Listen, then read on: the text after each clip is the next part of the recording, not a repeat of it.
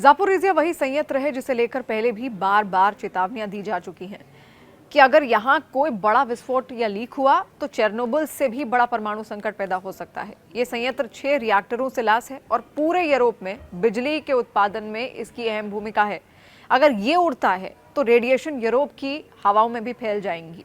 अब तक की जांच और हमले की टाइमिंग में से ये इशारा करती है कि ये हमला स्ट्रैटेजिक था, यानी रूस जानबूझकर इस रिएक्टर के पास युद्ध छेड़ रहा है ताकि पूरी दुनिया पर दबाव बनाया जा सके।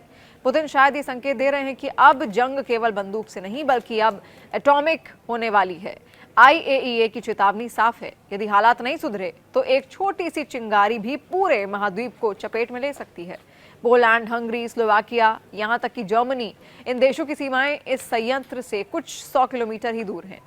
मार्च 2022 में भी ज़ापोरिज़िया परमाणु संयंत्र पर हमला हुआ था। 6 यूनिट वाले इस संयंत्र पर मिसाइलों से हमला किया गया था, लेकिन गनीमत यह रही कि उससे कोई रेडियो एक्टिव सब्सटेंस रिलीज नहीं हुए।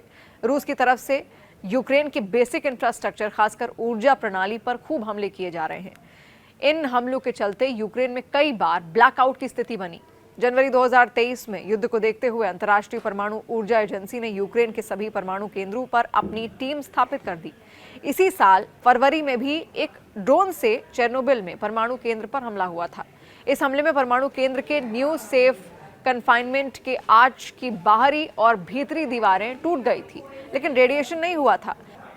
अब रूस ने यूक्रेन के राष्ट्रपति ज़ेलेंस्की ने इसकी पुष्टि की थी। 1986 में यहां हुए हादसे के बाद रिएक्टर के अवशेष की सुरक्षा के लिए जिस कवच को बनाया गया था, ड्रोन उसी पर आकर गिरा है। ज़ेलेंस्की का कहना है कि रूस का इस तरह से परमाणु स्थलों को निशाना बनाना काफी खतरनाक है, यानी रूस अब सीधे यूरोप की नस पर हाथ रख चुका है। IAEA ने ये कहा है कि संयंत्र की सुरक्षा तत्काल मजबूत की जाए, लेकिन असली सवाल यह है कि क्या रूस मानेगा, और अगर नहीं माना तो क्या नेटो कुछ करेगा। इस एक हमले ने यूरोप को झकझोर कर रख दिया है और दुनिया को एक बार फिर सोचने पर मजबूर कर दिया है कि अगला बड़ा युद्ध शायद बम से नहीं, रेडिएशन से लड़ा जाएगा।